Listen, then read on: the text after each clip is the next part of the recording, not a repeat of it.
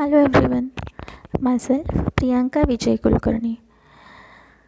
So, this is our video from the secondary metabolites of commercial importance. The another important point which we have to learn, and it is nothing but the alkaloids.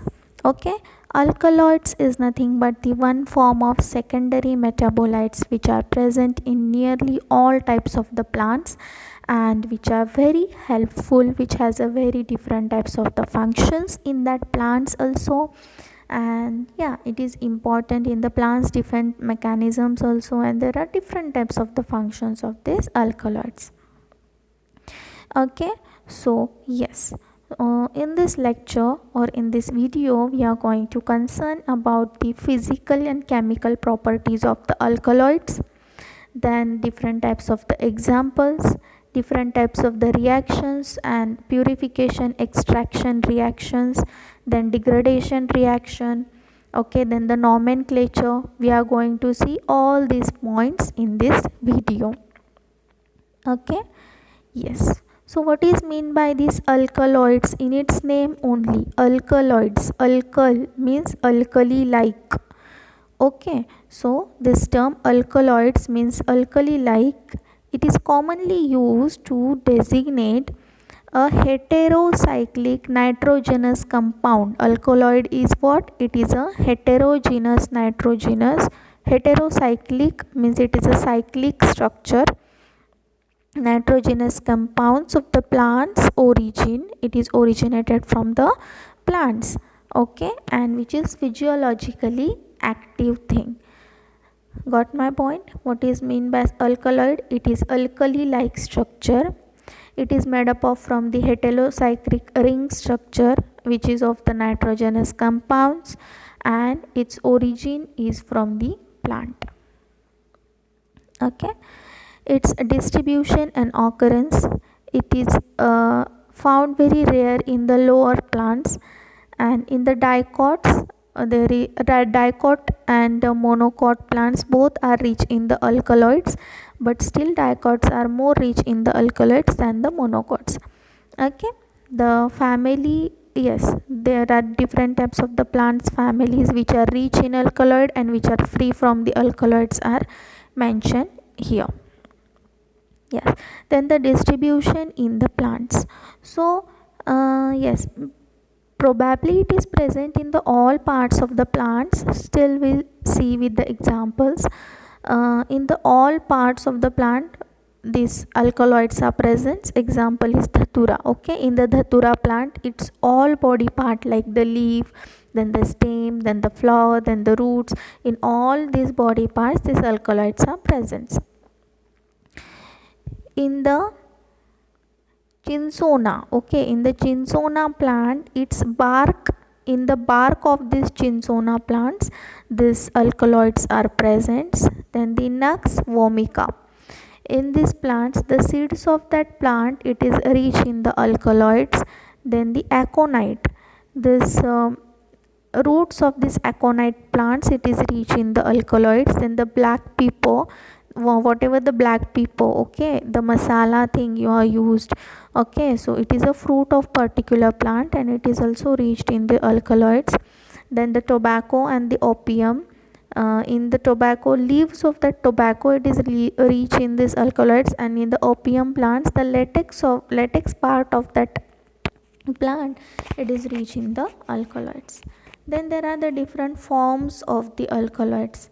Okay, forms means it is present like acid, it is present like base.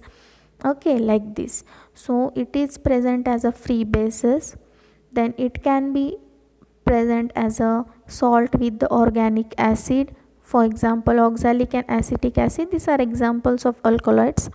Then salt with the inorganic acids like the HCl and H2SO4, it also has alkaloids. Then the salts with the special acids like the meconic acid, quinic acid. Okay, then the glycosidyl form like the solanine on solanum. Okay, basically alkaloid means what? It is a chemical structure and it is present in any form like bases or acids or organic acid or inorganic acids. Okay, Then the functions. The basic function of this plant is it is in a alkaloid in a defense mechanism. Okay, it is a protective against the insect and the herbivores due to their bitterness and the toxicity. Okay, if you go for the dhatura plant, then the dhatura plant will be toxic to the human being. Okay, uh, um, I think you never seen that any herbivore or any sheep go and eat that dhatura plant. Why they don't go and eat that dhatura plant? Because it is bitter in taste. Okay, it is toxic to that animals. Okay, so why this bitterness come, or where this bitterness comes from? It comes from these alkaloids. Okay, so what is the basic function of these alkaloids? It gives the plant defense mechanism. It means it protects the plant from the herbivores and the insects.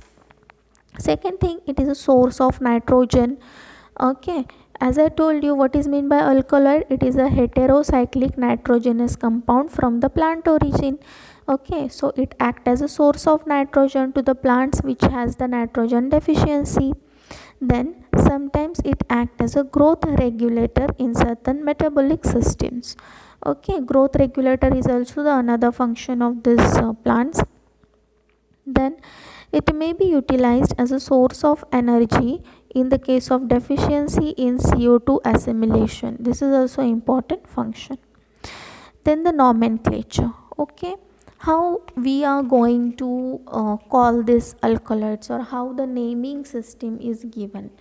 Okay, so basically the trivial names, and the trivial name should be end with INE. Okay, suppose octopine, nopalene, cocaine. Okay, means that word which ends with the INE. These names are given for the alkaloids. For example, the genus of the plant such as the atropine, at the end you can see INE. Okay, so this atropine, it is alkaloid. Then the cocaine, it is a alkaloid. Then the common name of the drug such as the ergotamine from the ergot plant. Okay, ergotamine, it is a alkaloid. Then the name, by the name of the discoverer. Okay, means name can be given at the any thing. Okay, either name can be given by this, by the plant genus or the plant species, or the common name of the plant, or the discoverer of that plant, or the physiological particular action which is taken up by that plant, or the physical character by the plant, anything, but at the end INE should be mentioned. Okay, by the discoverer such as the pelytrine, that was discovered the pelytrier. Then the physiological action such as the emetine, that acts as a emetic. Then the morphine, means god of the dreams, act as a narcotics. Okay, morphine, it is a one type of the drug, and it used for the hallucination purpose. Okay, so this morphine, it is also known as the god of dream, means after taking this morphine thing you will get hypnotized, or you will get hallucinate over there. Okay, so this morphine, it's a narcotic, and it is also one type of the alkaloids which is isolated from the plants. Okay, then according to the physical character, there are the some alkaloids like the hygrine, which is isolated from and which is hygroscopic in nature. Hygroscopic, it is what? It is a physical character of that plant. Okay, so name of this alkaloid, it is given by its physical character, but at the end INE should be there, so it is a alkaloids. Okay, got my points? Nomenclature, how the nomenclature is given. Yes, then sometimes the prefix and suffixes are also added to this. For example, nor means okay, suppose for example there is a one alkaloid, nor pseudoepinephrine, or um, nor nicotine. Okay, at the end INE is there, but at the prefix, at the starting of that name, there is a nor is given. So what is mean by this nor? Nor means what? It is designated particular reaction. Means what? That alkaloid, it should undergo the demethylation or the demethyloxylation reaction. Okay, it is a name of alkaloid only, but if there is a nor prefix is added to this name, then what is its mean? What is the meaning of this nor? Nor means that alkaloid, it must undergo through the different types of the reaction, like the demethylation and the deoxylation reactions. Suppose in the prefix there is a apo is added, apo is added, means what? For example, apomorphine. Apomorphine is what? It is a alkaloid. But apo prefix is given. What is mean by this apo? Means that morphine is undergoes the dehydration reaction. That's why it is apomorphine. Okay, and suppose in the beginning there is a iso, pseudo, neo, epi. This type of the prefix will come to the alkaloids, then these are the isomers of that alkaloids. Okay, got my point? Yes, this is all about the prefix. Then suffix means what? After that word, particular thing is added after that word. Okay, suppose dine. Okay, means dine is added means what? Ine means what? Ine means alkaloid, and dine added means what? It is isomerism reaction is occurs to that alkalides. And ine it indicate in case of the ergot alkaloids. Okay, in case of particular ergot alkaloids, it is a lower pharmacological activity, ergotamine. Okay, it is a less potent than the ergotamine. Yes, so these are the some terms which are used in the nomenclature. If the nor suffix is prefix is there, means nor pseudoepinephrine means what? That alkaloid should undergo, that epinephrine should undergo the demethylation reaction. If there is apomorphine means what? That morphine should undergoes the dehydration reaction. Yes, like this. Then we'll see for the physical properties of these alkaloids. First of all, we'll go for the conditions, then color, and so more. Okay, so conditions. Most of the alkaloids are solid, crystalline solid nature. Then there are few alkaloids which are amorphous solid. Okay, some are crystalline solid, some are the amorphous solid. Some are liquid also. Okay, in the liquid some are volatile also, some are non-volatile also. Then we'll go for the color. The majority of alkaloids are colorless. Okay, but some of they are colored, like the colchicine and the berberine. Okay, it is yellow in color. Then the canadine, it is a orange in color. Then third is the solubility. Okay, alkaloids, it is found as a basis also, it is found as acid also, it is found as a different type of inorganic acid and organic acids also. So this about the solubility, this both alkaloid bases and their salts, they are soluble in the alcohol. Okay, generally the bases are soluble in the organic solvents and insoluble in the water. There are some exceptions, like the bases are soluble in the water. For example, caffeine, then the ephedrine, then the codeine, colchicine, then the pilocarpine, and the quaternary ammonium bases. Then some bases are insoluble and sparingly soluble in the certain organic solvents, like the morphine in ether. Okay, then some salts are usually soluble in the water and insoluble or sparingly soluble in the organic solvent. This part is actually the chemistry part of this alkaloid. Okay, so this is not actually necessary for you, but if you go through this, then you can get idea about what is mean by this alkaloid, so you can enlarge this term to your mind. Okay, then yes, there are also exceptions, like the salt are insoluble in water, like the quinine monosulfate. Okay, so physical property like solubility means they are soluble in Some alkaloids are soluble in water, some alkaloids are soluble in organic solvents, some alkaloids or some salt like alkaloids are soluble in water and insoluble in or sparingly soluble in the organic solvents. These are the some this is all about solubility or the physical property. We have seen the three terms, like its structure means crystalline or amorphous or volatile or non-volatile. Okay, then second thing about its color, most of the alkaloids are colorless, but few alkaloids have a color like the orange color or the yellow color. Then about the solubility, as I told you, some are soluble, sparingly soluble or non-soluble in the water, and then the alcohol and different types of the solutions. Then we'll go for the extraction, purification and isolation. How will you extract this alkaloid from the plants? Okay, as you know that the Dhatura plant, all part of the plant, it is rich in the alkaloid, but you have to isolate that alkaloid. So how you go and isolate that alkaloid? There are particular extraction, purification and isolation processes. So what are these processes? We'll see.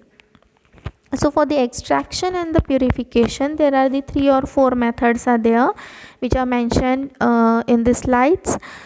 Yes, so you have to take a powder of that plant material. It is treated with the alkalis to liberate the free bases, and that can then be extracted with the water immiscible organic solvent. This is the first method.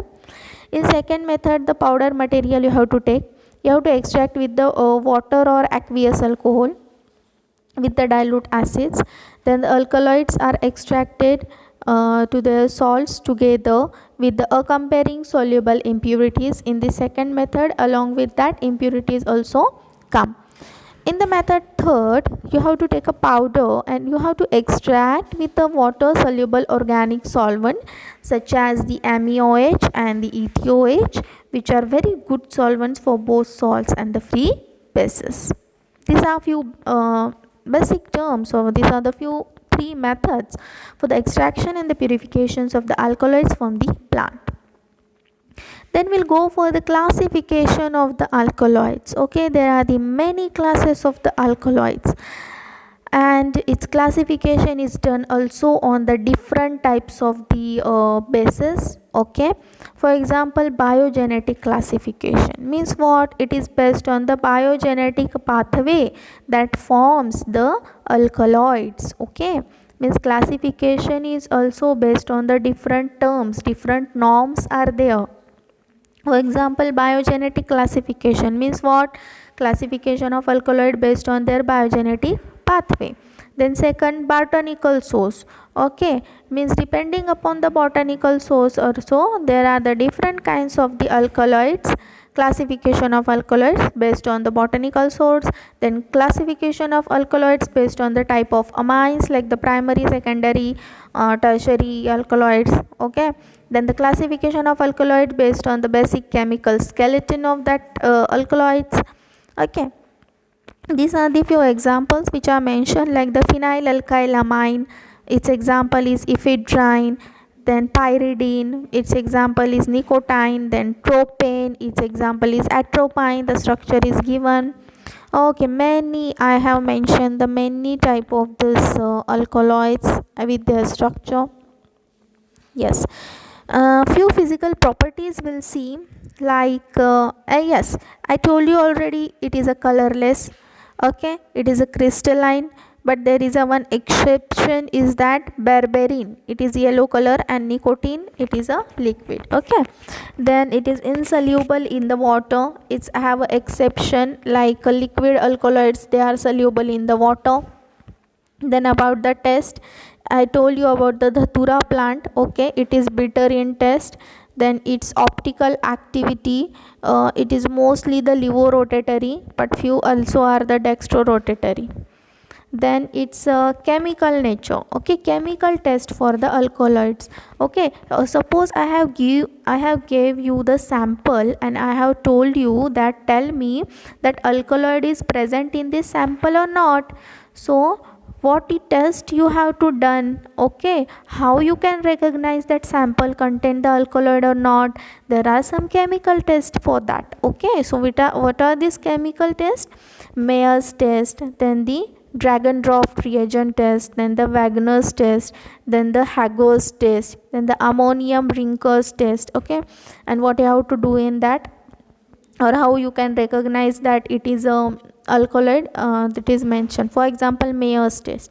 In Mayer's test you have to do the test with the Mayer's reagents, and if you get the creamy and pale yellow color PPT, then you can confirm that this material contain the alkaloids. If you go for the Dagendorf reagent test, then you have to use that reagent, and if you get the orange PPT, then you can conclude that yes ma'am, that whatever the sample you have given, it contained the alkaloids. Okay, if you go for the Wagner's test, and if you get the brown and reddish brown PPT, you can confirm, then you can tell me that yes ma'am, it contained the alkaloids. Okay, so these are the some chemical tests which are used to confer the presence of the alkaloids in the given sample. Okay, yes, then the general method for the structure determination. Okay, how to determine the structure, or as I told you, it is a heterocyclic nitrogenous compound. Okay, but how you can recognize means how many double bonds are there, how you can recognize? There is a particular formula, molecular formula is there. Okay, means a number of ring, how many rings are present, you can determine. Okay, as I told you, it is a heterocyclic means what? It is a cyclic nitrogenous or cyclic structure. Cyclic means what? It is a ring structure, and you have to determine, you have to means you have to assume what should be its structure by its molecular formula. Okay, then how you can assume that structure?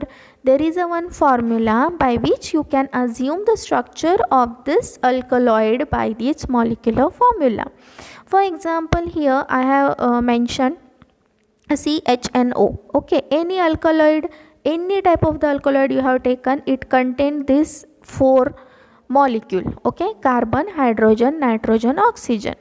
Okay, suppose CaHb, NC and OD. Okay, you can take any number. Suppose C16H12O6 and N, suppose you have taken the 1. Then you have to conclude that how many rings should be present in that. So you have to go for the formula A minus B by 2 plus C by 2 plus 1. Okay, suppose C6. Okay, I will tell you with this example.